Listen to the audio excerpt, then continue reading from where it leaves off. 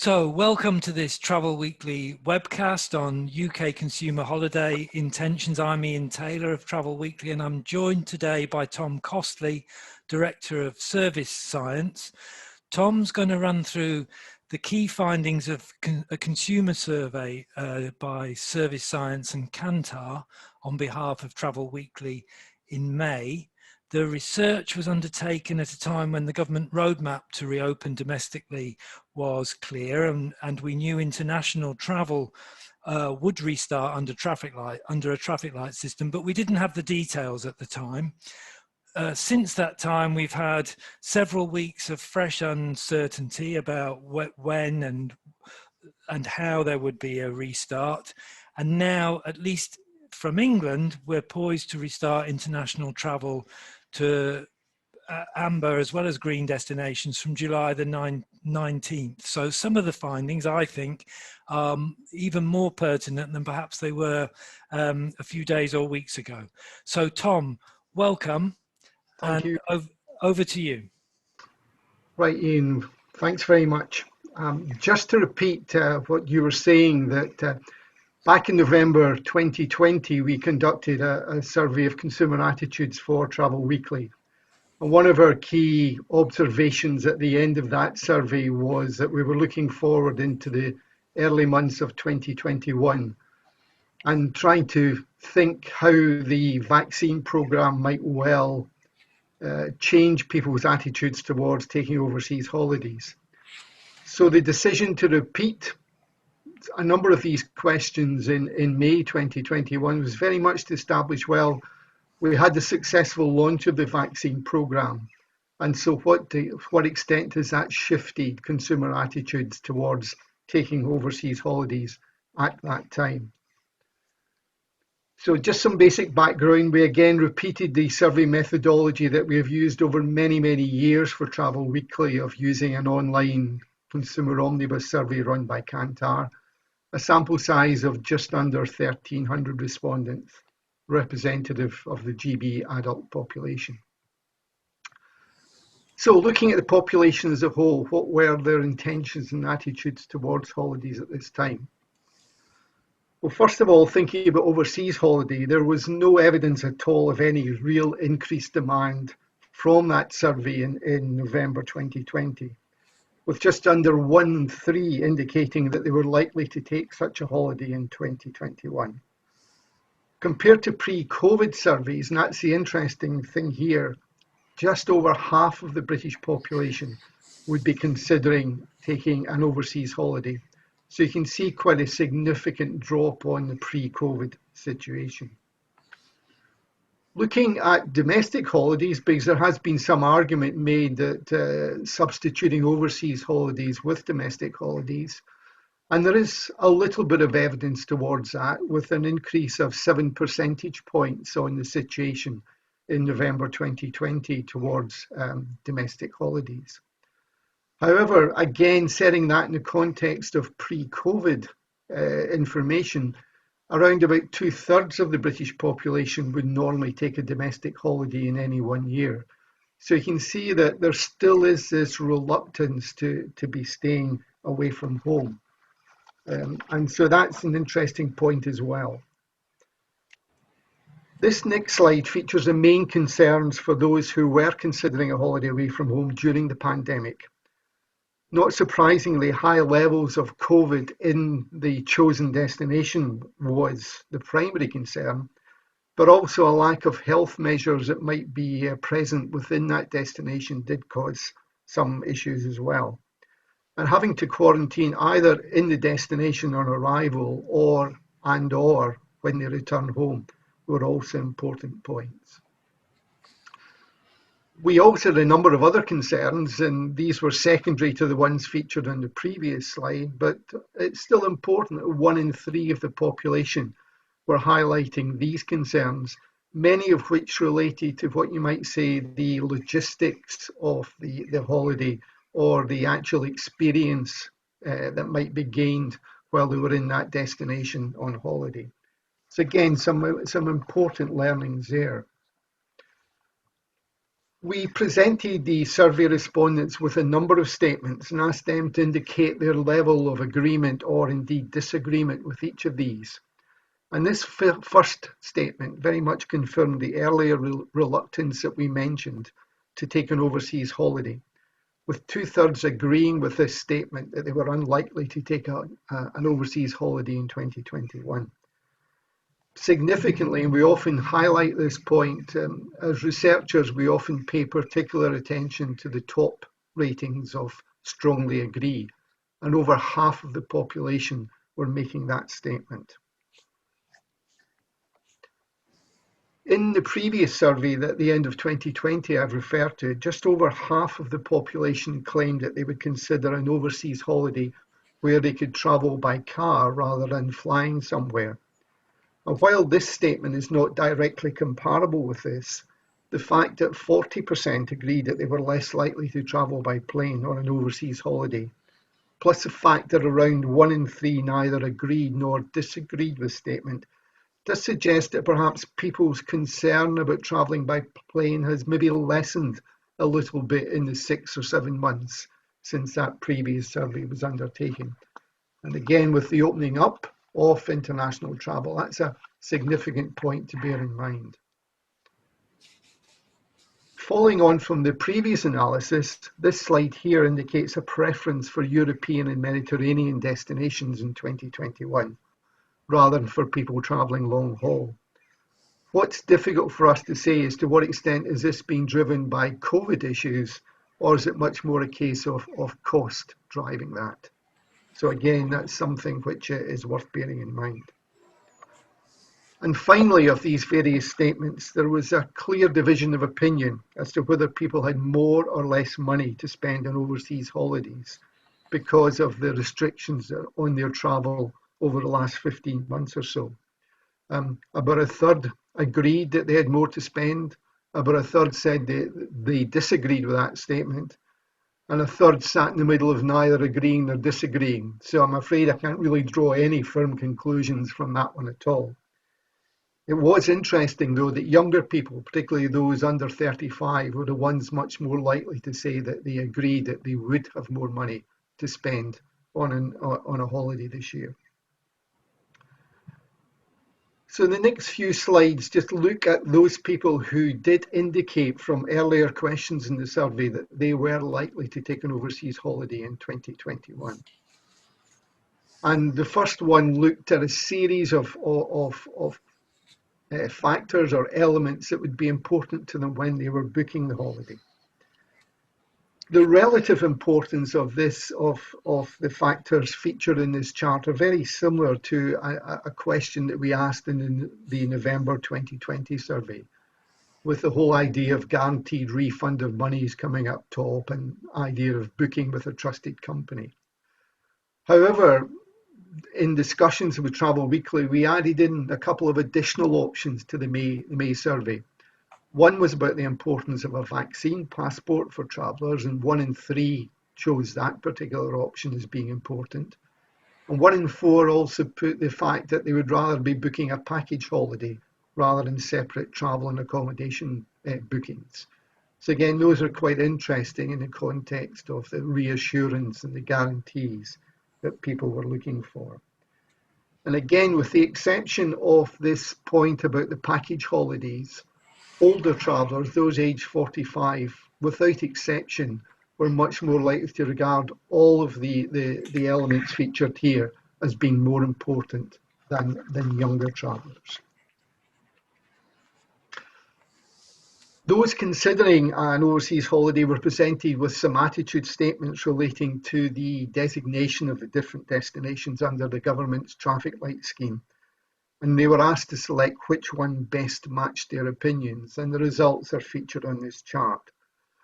The underlying themes here are very obviously of ones of caution and uncertainty, and something of a perhaps best described as a wait and see attitude, especially amongst older travellers aged 45 plus.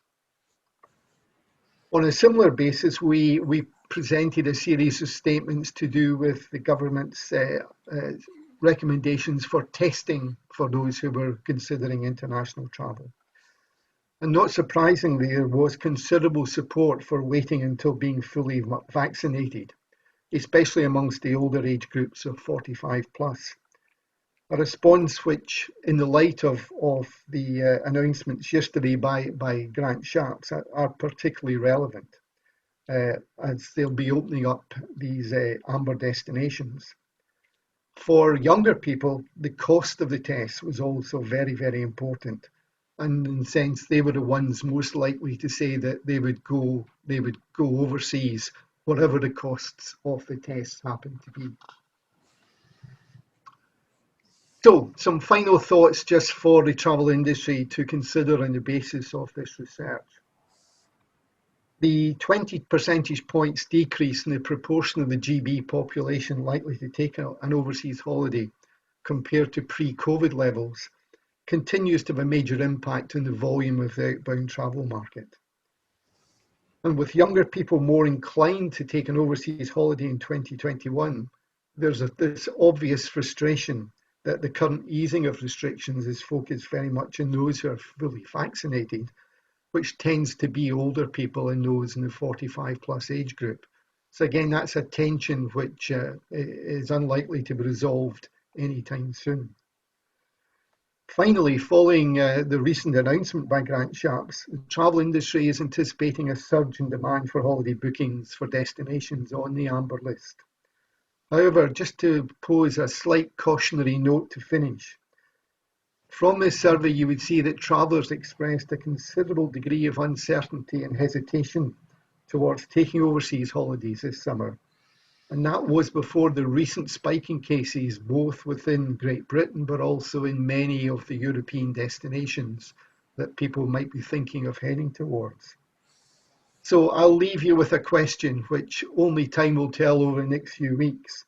Will this, in a sense, unexpected opportunity to have an overseas holiday, perhaps much sooner than many people anticipated, will this overcome the underlying concerns, and I would have to say for some people, the fears about the high levels of COVID in many holiday destinations?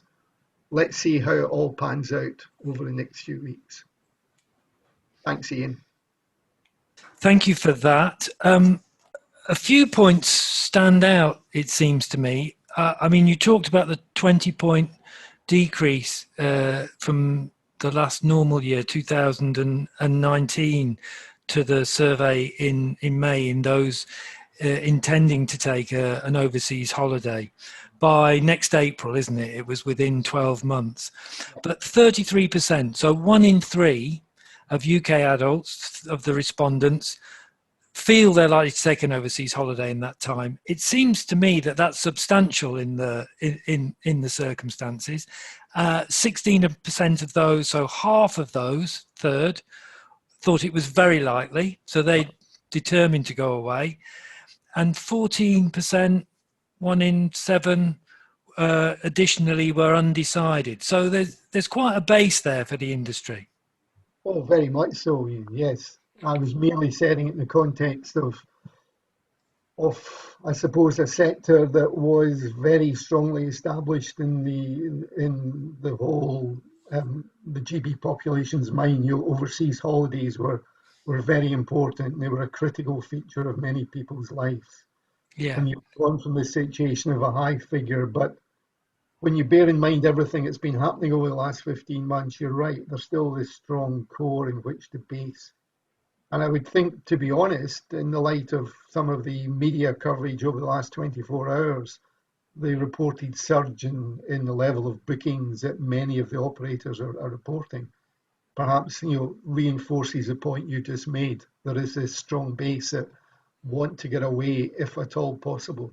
Yes, you made the point about people's concerns about COVID in destinations, and that was borne out by the research because it was the high levels of COVID in a destination was the single most common concern, which surprised me a little bit more than having to quarantine either when away or on return to Britain, and more than the fear of the status of the destination changing while people were away, or there being restrictions in resort. So that clear people are clearly going to be looking at the rate of COVID Yeah. when they're deciding whether to travel.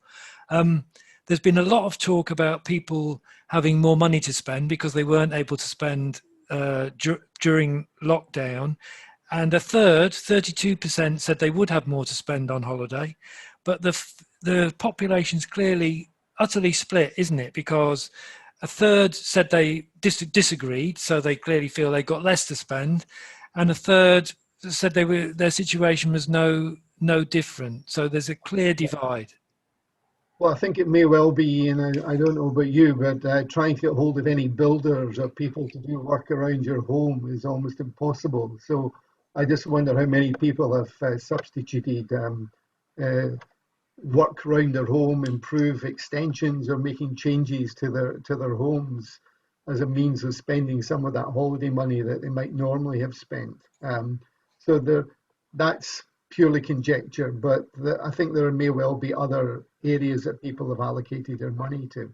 But I also think it perhaps reinforces the point that still this degree of uncertainty about, well, do you want to risk spending a lot of money on a holiday that may well have to get cancelled or not back for 12 months because of changes in travel restrictions and so on. So I believe there's still a degree of caution perhaps about selecting. So it may well be people are going for perhaps the easier options, slightly less expensive, so they're not risking too much money for it. And just to come back to one of your earlier points, Ian, you did mention something about you were surprised that it wasn't the change of designation for a particular. Please bear in mind that the survey was undertaken before the Portugal issue. Sure. I'm, I'm sure if we had undertaken the survey perhaps a few days after the change in the designation for Portugal, that figure might have gone up quite significantly. People didn't have that same experience of it, but that would have been very relevant and perhaps is stuck in people's mind carrying on. Yeah, it would have been in people's mind, of course. We did have the experience last year of Spain, though, Yeah, that's true. That's which true. involved larger numbers of Yeah, yeah, people being abroad. Um, the concern, as you say, about cancellations was clear in the fact that half the respondents wanted a refund guarantee yeah, yeah, more than saw the need for flexibility or atoll yeah, protection or anything else, wanting a refund guarantee. I was struck by the fact that of those planning to go away, um, almost a third, 30%, said they would wait to see how travel restarts. So a third of those who intend to take a holiday will be looking to July the 19th and afterwards in England, I imagine, before deciding yeah. to book. Yeah. And the older you were, the more likely you were to be choosing that particular option. There was definitely a degree, and that probably reflects the fact too that the older population are perhaps less tied to certain times of the year, for example, school holiday periods. So if they have to wait to September or October to be making their overseas trip, it's less of an issue compared to the family who see a window of 5 or 6 weeks in July and August when they can get away. So I think there's a degree of realistic appreciation of, well, does it really matter if I get away in August? No. So let's wait and see. The first phase of the first surge, see how they get on. If it works out great, I'll book it then. Okay. And mirroring that, 30% of the third who said they'd go away. So roughly 10% of UK adults, based on this survey, said they would take a holiday at the earliest opportunity, or they felt reassured that they would have an overseas holiday Yeah, this year. So those are people, 10% of the population, who from this survey appear ready to book if they haven't already. yeah, they're probably the ones who are already on the phone to the travel agents and to the airlines or online booking seats as we speak in, and the recent announcements by Grant Sharp. So yeah, those, and again, a lot of those tended to be younger people. But the problem, therefore, is that a lot of the easing is amongst those who are double vaccinated, and they're more likely to be the older group. Yes, of course, when it comes to vaccination, all adults in the UK should have been offered a vaccine if they Yeah, can have one by a double jab by September. that's So right. the situation will be better for everybody going into the Yeah, autumn. And then just on that, those who haven't been vaccinated, on COVID tests, those who cited the COVID tests as a concern split almost 50-50.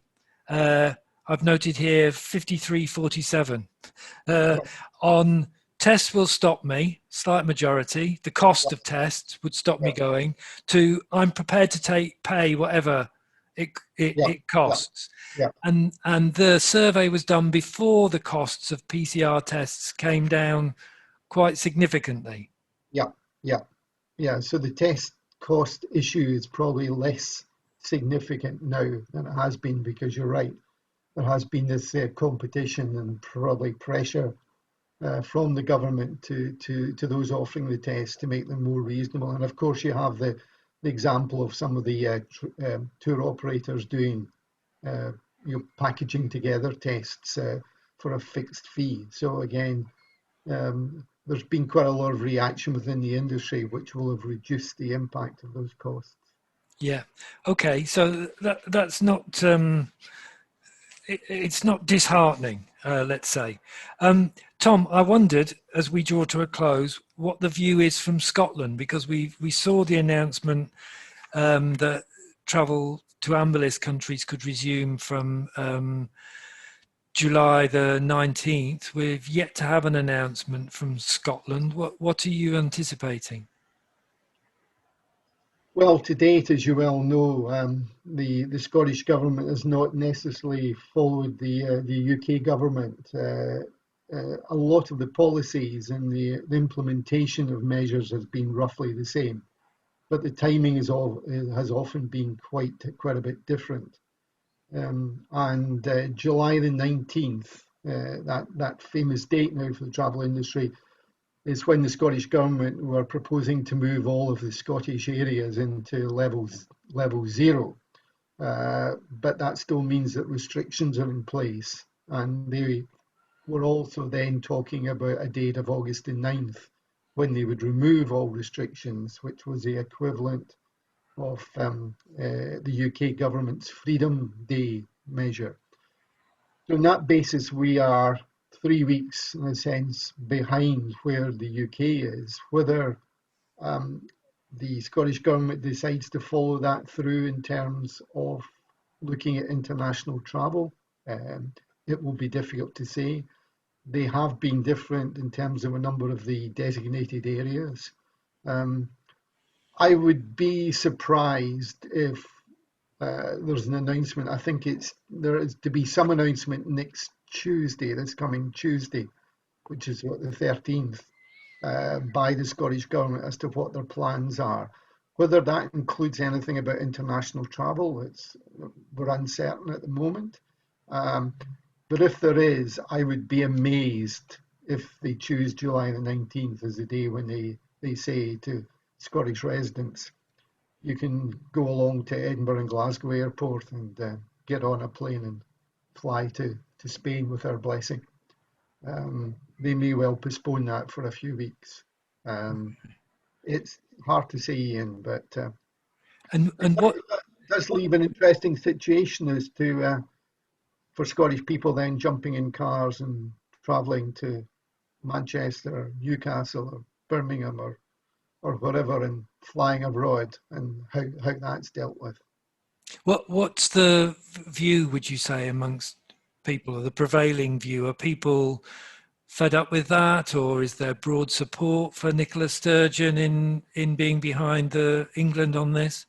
Oh, I think I think you've mentioned in your overview of the research a lot of split decisions between 50-50 in this. I think in some ways it perhaps reflects where you're coming from. I think everybody regards Nicola Sturgeon having done an excellent communications job during the pandemic. So there is an element of people who, yes, support her fully in terms of being cautious in their approach. Others are perhaps getting increasingly frustrated that it's taking a long while to emerge from the pandemic, and when they see similar situations happening down south where there seems to be this more opening up of the economy and travel, it's going to be a difficult one for the Scottish Government to manage those pressures against the pressures from others to remain relatively cautious. I think the fact that uh, up until the last few days, I think it's improved slightly, but Scotland had some of the worst COVID rates in the whole of Europe. I think of the top 10, something at the beginning of this past week, 6 out of the top 10 areas for COVID rates in the whole of Europe were in Scotland. So people have got that as a context behind them. So that probably encourages the more cautious approach. Okay, but though infection rates are up, hospitalizations are not up by the same No, amount, are they? And neither are deaths. So things are no. still moving broadly Yeah, in the right direction. yeah. Tom, that's all we have time for, but that's really useful. Thank you so much for conducting the research on behalf of Travel Weekly and summarising it for us. Pleasure, Ian. Thanks.